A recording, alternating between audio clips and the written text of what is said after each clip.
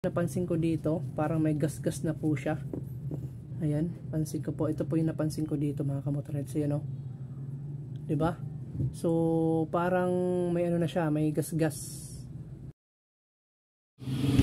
Hello guys, mga kamotorrides. For today's video, magpapalit po tayo ngayon ng Brake Master Repair Kit. Okay, so itong ating Brake Master mga boss. Ayan, so mapapansin nyo, medyo may tama na po ito.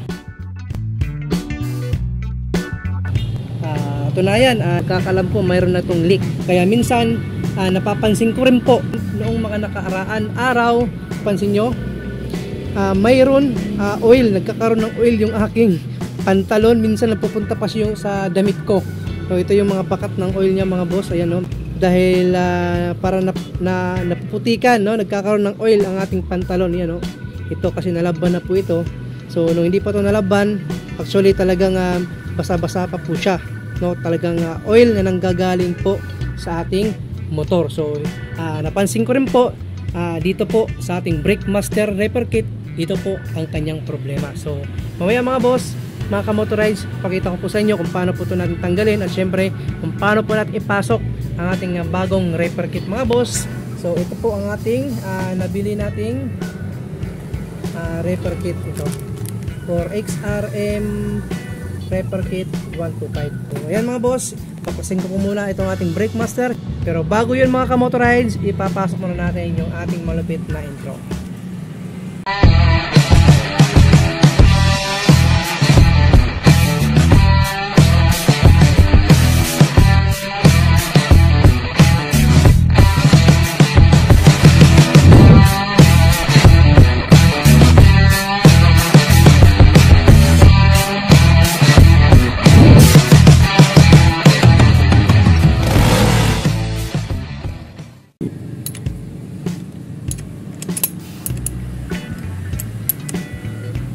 Tapos ang susunod, side mirror natin, patanggalin natin yan.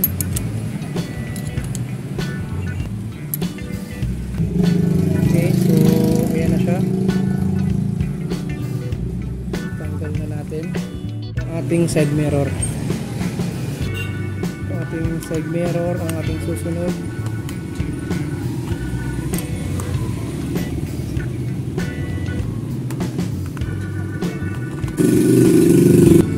Natanggal na po natin mga kamotoride. Susunod, itong ating bolt sa ating Brake Master.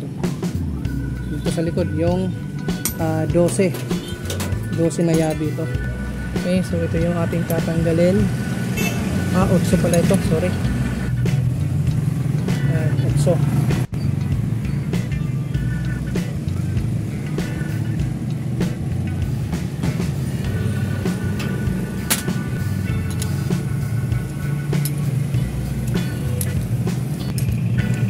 Nakakabit yung ating voltmeter.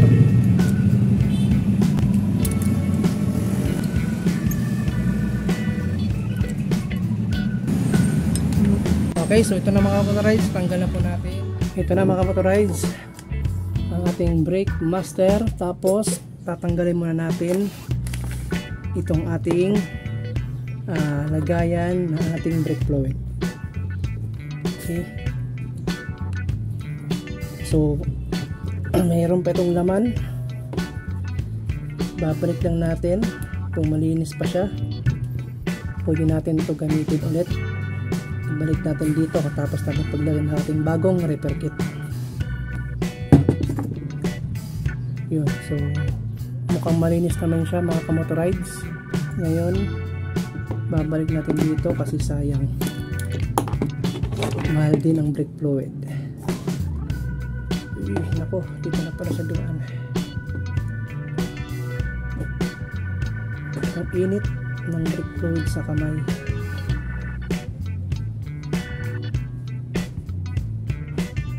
Ayan.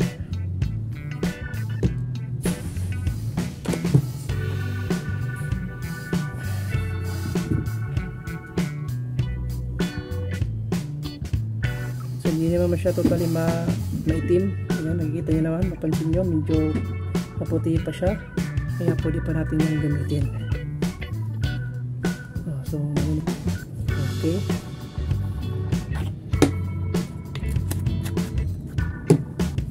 Tapos tatanggalin natin. Ito basahan natin.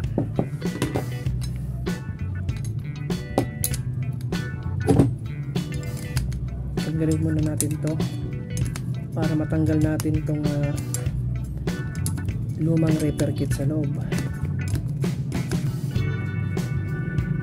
Okay, so tanggalin natin mga kamotorides.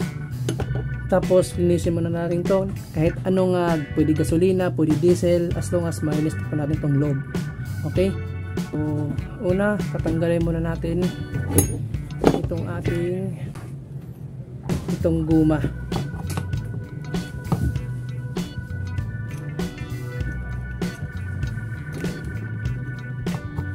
Hindi naman natin to sirain dahil meron tayong bago dito. Ayan.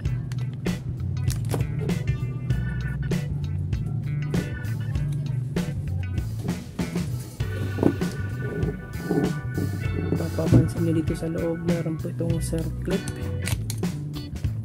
at tatanggalin natin yun. Ito pwede rin natin pantanggal ng circlip matulis. Ito yung karugtong ng goma na nakuha natin. Tapos kikita nyo mga kamotorides meron po yung circlip sa loob. Ayan, ito tanggalin natin to kasi may tsapa pa, meron pa itong isang tsapa sa loob. Ayan, tanggal na. Hihilain na natin ito palabas. So dapat meron kayong matulis para ma-dikdik ito sa loob. Ayan, tanggal na mga kamotorides yung circuit.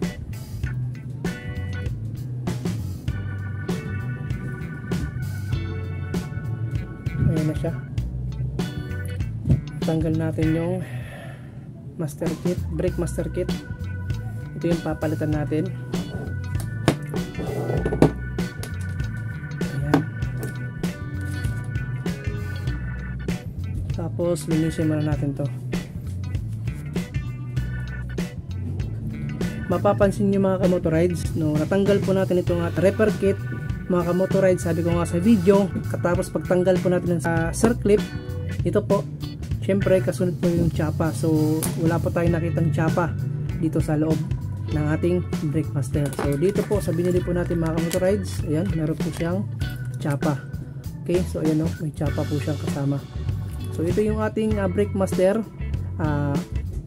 Nais ko po sabihin po sa inyo na ito po ay hindi na po siya stock. Binili ko lang po ito sa online, sa Shopee po. Hindi na po ito original. So wala po siyang kasamang tsapa. Ito po. So try po natin mamaya, lagyan po natin siya ng tsapa. Ang ating bagong repair kit. Ayan. So ang parts po niya, ayan, spring. May kasama po siyang tsapa. Ayan. Tapos circlip, siyempre spring. Okay, kumpara naman natin po sa sa luma. Okay, so ayan. So mas mahaba po siya kung ikumpara po natin sa luma. Okay, gagamitin natin. So mga kamotorides, dito po ito. Ayan, dyan po yan nakalagay. Kapasok po yan. Okay, so ilagay po muna natin dito sa ating brake master. Yan, sa loob. Tapos lagyan natin ng tsapa. Ito yung tsapa niya na sinasabi ko po sa inyo na wala po tayong nakuha sa original. Okay, so dito na po tayo sa tsapa. Syempre susunod natin itong ating lock circuit. So dapat ganun siya mga kamotorides. So may napansin po ko mga kamotorides dito sa ating lumang master kit, no? So ito yung napansin ko dito, parang may gas-gas na po siya. Ayan, pansin ko po. Ito po yung napansin ko dito mga kamotorides. Ayan, no? Diba? So parang may ano na siya, may gas-gas. Ayan, no? Diba? May gas-gas siya. Kaya siya may leak. Minsan nadudumihan yung ating pantalon. Dito pala nanggagaling yun. Okay mga kamotorides, unahin natin itong ating tsapa pagpasok. Ayan.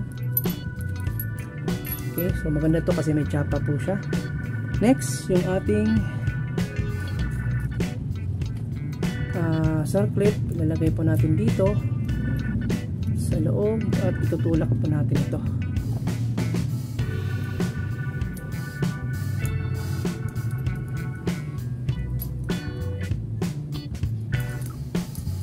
Mano-mano po tayo dito.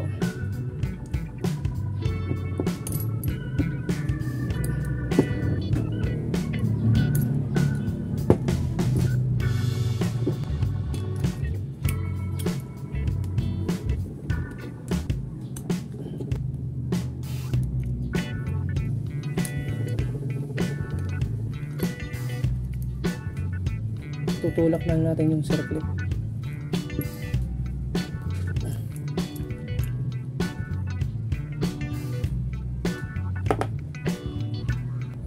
Gamit tayo ng maliit para mapasok natin sa loob.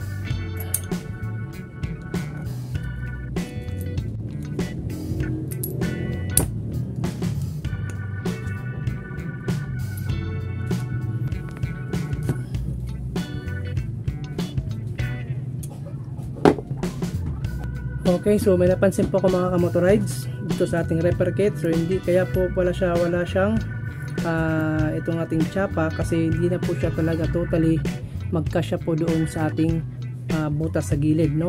Yung parang pag ilagay po natin siya dito, yan, at ilagay natin yung itong ating circlip na lock, hindi na po siya talaga kakapit sa loob. Ayan, so hindi na siya kakapit kasi talagang hindi siya advisable na maglagay pa ulit tayo ng tsapa. Kasi nga po, sabi ko nga po sa inyo, hindi na po itong ating Brickmaster na stock.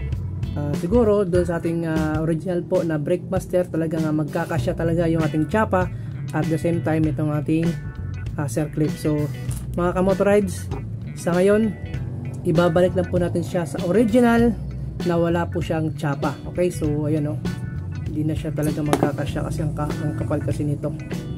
Wala na po siyang awang dun sa loob. So tatanggalin natin. Okay, so same pa rin sa original kanina kung ano po yung binaklas natin, at wala na po tayong ilalagay po dyan. Talagang yan lang po ang ating ilalagay, itong ating circlip, kasi nasubukan po natin na hindi po talaga siya kasya doon, kaya hirap po tayo makapasok nitong ating lock, no, na circlip. Okay, so subukan natin ulit.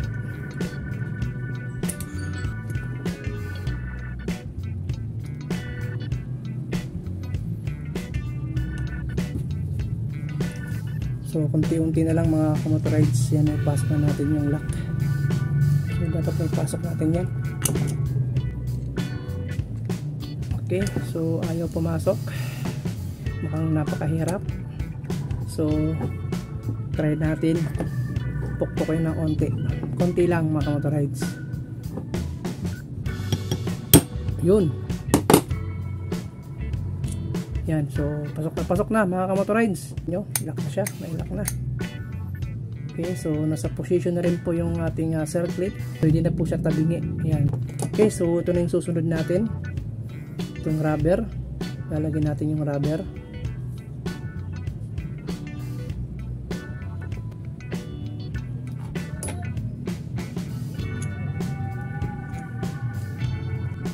Itapat lang natin yung rubber sa gilid kasi nandiyan naman yung lock. Okay na siya, tapat lang natin siya.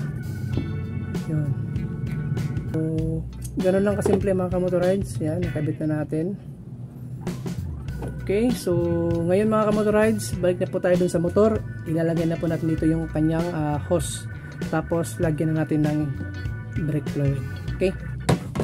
Okay, so yan na mga kamotorides, naikabit na po natin yung kanyang hose para sa ating pinagdadalaw yan ng brake fluid, at lalagyan na po natin ng brake fluid. Punuin natin. Yan.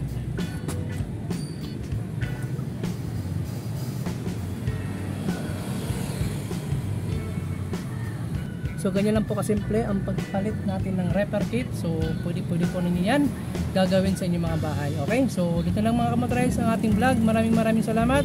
Don't forget to like, share, and subscribe. See you next time.